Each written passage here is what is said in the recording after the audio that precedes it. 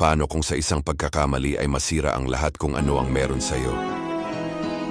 Ang tinatamasang magandang takbo ng pagsasama, masaya at maayos na pamilya, ngunit nang dahil sa isang kasalanan, nadulot ang labis na pagnanasa sa makamundong pagnanais, ay mababago ang takbo ng lahat. Welcome na naman sa aking channel. Ngayon ang isang pambihirang pelikula na minsay nagdaan mula sa nakaraan ay muli nating balikan.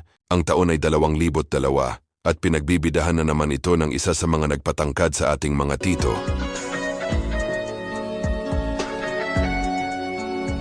Isang huwarang pamilya ang ipapakita sa umpisa ng pelikula. Tila ba walang bahid ng pagkukulang na natatamasa ang pahiwatig ng ngiti sa kanilang mga mukha. Nang gabing yon ay isang malakas na ulan ang hihinto sa kanilang selebrasyon. Ilang sandali lang ang lumipas ay huminto na rin ang ulan, at si Rebecca ang ating bida. Siya ay nanigarilyo sandali sa labas ng kanilang bahay. Meron siyang isang pag-uugali na hindi pangkaraniwan. Dumating ang nag-deliver ng yelo.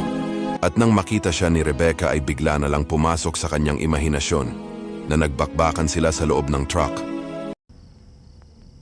Ma'am?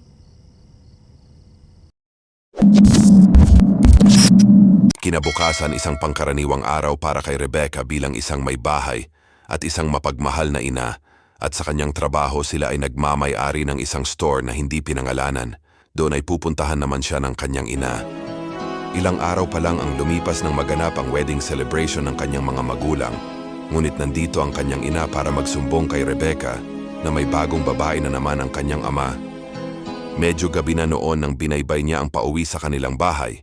Tumawag siya sa kanyang asawa na sa mga oras ding iyon ay nasa opisina pa kasama ang kanyang sekretarya. Dadaan ako convenience store.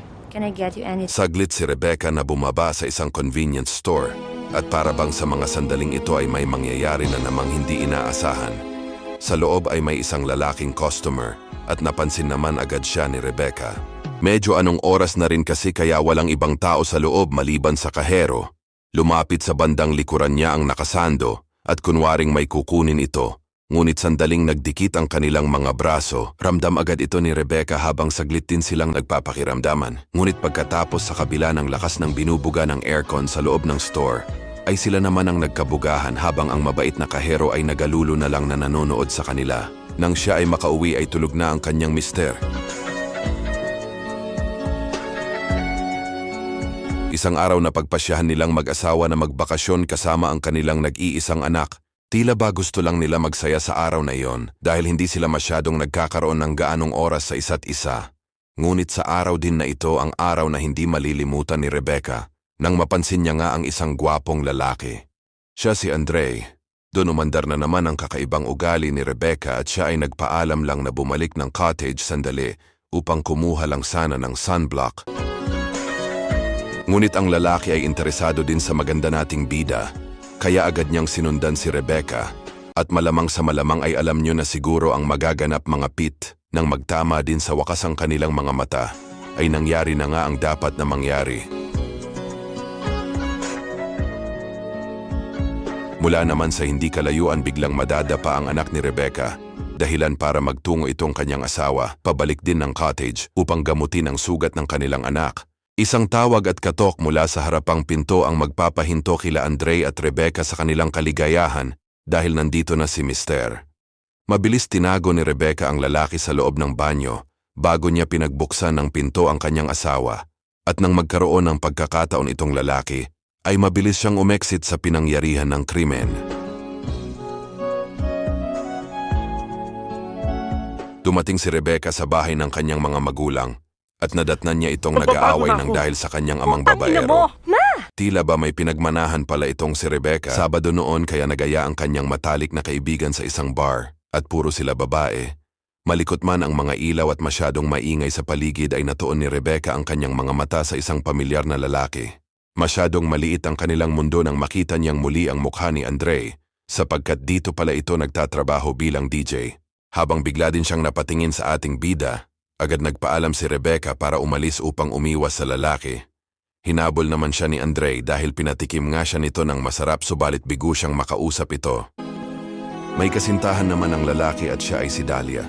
Pero iba daw talaga pag mas malusog at may malaking future. Ang dalawang magsyota ay parehas gumagamit ng pinagbabawal na G. Kaya isang umaga dito sa loob ng kotse ay nakuha sila ng item sa isang long back na lalaki. Ngunit sa labas ng parking lot ay napatingin si Andre at nakita niya ang asawa ni Rebecca habang pasakay na ito ng kotse. Madali niyang hinabol ito at mukhang may pinaplano nga siyang hindi maganda. Mabilis ang mga pangyayari at mula sa likod ay binangga ni Andre ang kotse ng asawa ni Rebecca. Dahilan nga para bumaba siyang galit na galit ngunit nakahanda naman si Andre at ito talaga ang gusto niyang mangyari. Binigay niya ang kanyang calling card at nangakong sasagutin daw ang lahat ng magiging gastos sa pagpapagawa ng kotse. Tila ba umaayon ito sa pagkakataon dahil pagdating sa bahay ay ibinigay naman niya kay Rebecca ang calling card sapagkat nakaschedule na rin ang kanyang flight papuntang Singapore para sa isang business trip kasama ang kanyang sexing sekretarya. Dumating si Rebecca sa isang bilihan ng sapatos kasama ang kaibigan. Doon umandar na naman ang kakaiba niyang ugali nang makita niya itong mapangang lalaki kaya tila may pumasok na naman sa kanyang isipan. Nagpaalam ang kanyang kaibigan na mauna nang umalis at habang si Rebecca ay naiwan sa loob ay lumapit ang lalaki para magtanong tungkol sa sapatos pero napunta ito sa ibang usapan hanggang pansamantala na nagsara ang store dahil may ibang susukatin si Rebecca. Wala ang kanyang asawa kaya siya na lang ang kumontak sa nakabangga sa kotse, ngunit doon ay isang pamilyar na lalaki ang muli niyang makikita. Muli ngang naparito si Andre na hindi niya alam na ito pala ang kanyang kausap sa telepono.